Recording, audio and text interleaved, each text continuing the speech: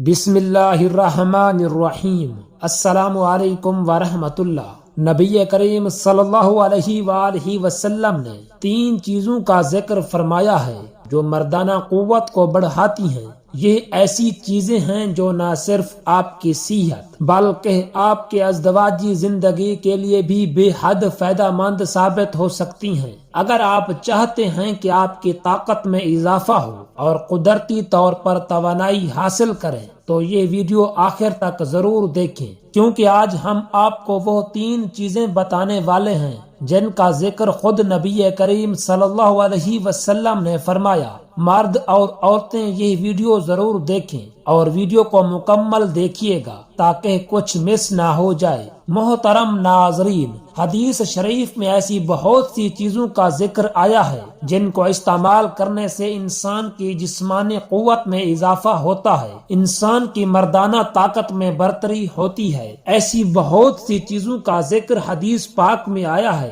مگر آج کی اس ویڈیو میں ہم آپ کو اللہ تعالیٰ کے پیارے نبی حضرت محمد صلی اللہ علیہ وسلم کے حوالے سے 3 ایسی چیزوں کے بارے میں بتانے والے ہیں جن کو کھانے سے انسان کی مردانہ طاقت میں خوب اضافہ ہوتا ہے، جن کو استعمال کرنے سے انسان کا جسم ہمیشہ صحت مند اور تر و تازہ رہتا ہے۔ اس لیے آج کی یہ ویڈیو آپ سبھی کے لیے بہت خاص ہے۔ نمبر 1 پر ہے ناظرین، ہر روز شہد کے استعمال سے انسان کی مردانہ طاقت میں خوب اضافہ ہوتا ہے۔ ہمارے پیارے نبی حضرت محمد صلی اللہ علیہ وسلم نے فرمایا کہ اس دنیا میں شہد سے بڑھ کر کوئی بھی دوا نہیں ہے، یعنی کہ ہر بیماری کے لیے شہد ایک بہترین علاج ہے۔ شہد کے بے شمار فائدے حدیث پاک میں آئے ہیں، کیونکہ شہد میں ہزاروں قسم کے پھلوں کا رس موجود ہوتا ہے۔ اللہ تعالیٰ کے پیارے نبی صلی اللہ علیہ وسلم نے ارشاد فرمایا کہ اگر اس دنیا کے تمام حکیم اور طبیب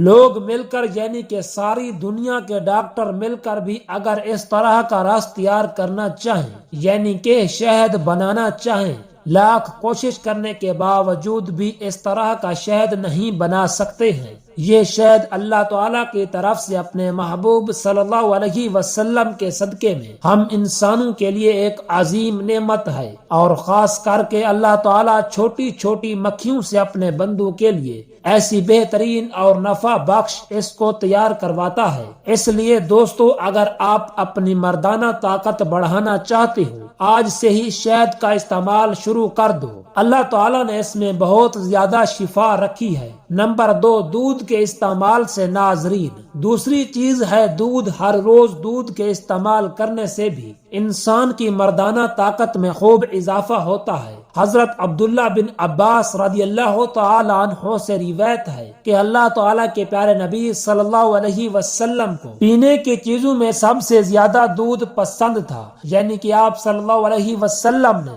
دودھ کو بہت ہی زیادہ پسند فرمایا ہے۔ حضرت عائشہ صدیقہ رضی اللہ تعالی عنہا نے ارشاد فرمایا کہ اللہ تعالیٰ کے نبی صلی اللہ علیہ وسلم اکثر کھجور، مکھن اور دہی کو ملا کر کھاتے تھے اور اس کے بعد آپ دودھ نوش فرماتے تھے، یعنی کہ آپ صلی اللہ علیہ وسلم کو یہ چیزیں بہت ہی زیادہ پسند تھی۔ نمبر 3، کھجور کے استعمال سے ناظرین، تیسری چیز ہے کھجور، یعنی کہ ہر روز کھجور کھانے سے بھی انسان کی مردانہ طاقت میں اضافہ ہوتا ہے، یعنی کہ انسان کی مردانہ طاقت میں برتری ہوتی ہے۔ یاد رکھیے، کھجور کا قرآن پاک میں بھی کئی جگہوں پر ذکر آیا ہے، اور حدیث پاک میں کھجور کے بہت سارے فائدوں کے بارے میں بھی بتایا گیا ہے، اور اس کھجور کو ہمارے پیارے نبی صلی اللہ علیہ وسلم نے بہت پسند بھی فرمایا ہے۔ تو دوستو، اگر آپ اپنی مردانہ طاقت کو بڑھانا چاہتے ہو، یا پھر وہ لوگ جن کی منی پتلی ہو گئی ہے، یا پھر وہ لوگ جو بیوی کا حق ادا نہیں کر پا رہے،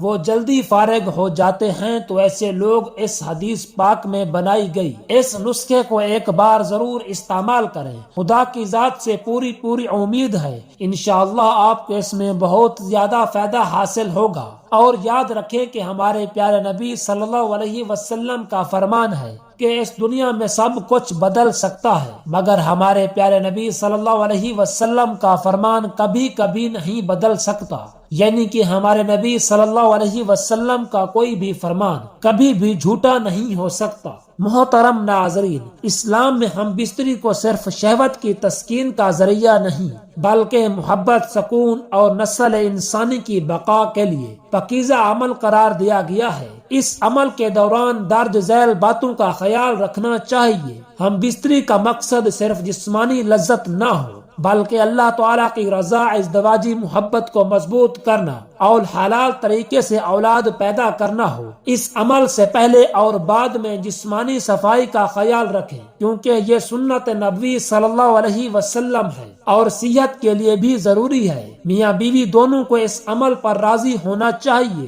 زبردستی یا جبر کا رویہ گناہ اور ازدواجی زندگی کے لیے نقصان دہ ہے۔ بیوی کے جذبات اور جسمانی حالت کا خیال رکھنا شوہر کی ذمہ داری ہے۔ اس عمل کو زبردستی یا محض اپنی خواہش پوری کرنے کا ذریعہ نہ بنائیں۔ ہم بستری کا عمل مکمل رازداری اور پردے میں ہونا چاہیے، کیونکہ یہ ازدواجی تعلق کی پاکیزگی کا حصہ ہے۔ اسلام نے مخصوص ایام یعنی حیض و نفاس اور شرمگاہ کے علاوہ کسی اور طریقے سے ہم بستری کو حرام قرار دیا ہے۔ یہ چند آداب ازدواجی زندگی کو خوشگوار بنانے میں مدد دیتے ہیں اور اللہ تعالیٰ کی رضا حاصل کرنے کا ذریعہ بنتے ہیں۔ نبی کریم صلی اللہ علیہ وسلم امت کو ایسی باتیں اختیار کرنے کی ہدایت فرماتے تھے جو امت کے حق میں مفید ہوں، اور ان باتوں کو اختیار کرنے سے منع فرماتے تھے جو امت کے حق میں مضر ہوں۔ ناظرین، بیوی سے ہم بستری کتنے دنوں کے بعد کرنی چاہیے؟ طبی ماہرین کی رائے، طبی ماہرین کہتے ہیں کہ ایک ہم بستری سے دوسری ہم بستری میں اتنا وقفہ ہونا چاہیے جس سے قوت مردانہ میں کمی واقع نہ ہو،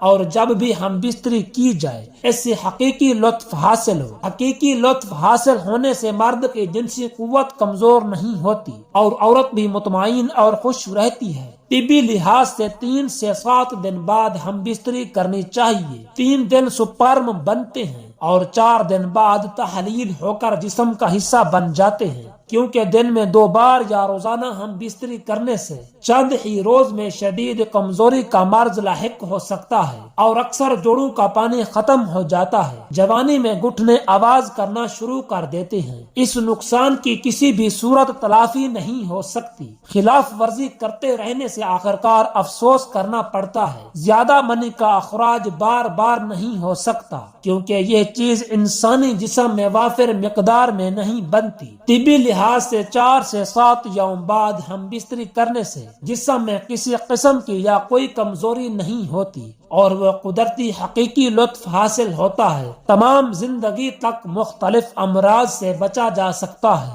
محترم ناظرین، حکیموں نے لکھا ہے کہ ہم بستری زیادہ ہفتہ میں 2 مرتبہ کی جائے۔ حکیم بقرات جو ایک بہت ہی بڑا حکیم تھا اور حضرت عیسیٰ علیہ السلام سے 450 سال پہلے گزرا ہے، اس سے کسی نے پوچھا مباشرت ہفتہ میں کتنی مرتبہ کرنی چاہیے؟ اس نے جواب دیا صرف 1 مرتبہ۔ پوچھنے والے نے پھر پوچھا 1 مرتبہ کیوں؟ اس سے زیادہ کیوں نہیں؟ بقرات نے جھلا کر جواب دیا تمہاری زندگی ہے، تم جانو مجھ سے کیا پوچھتے ہو۔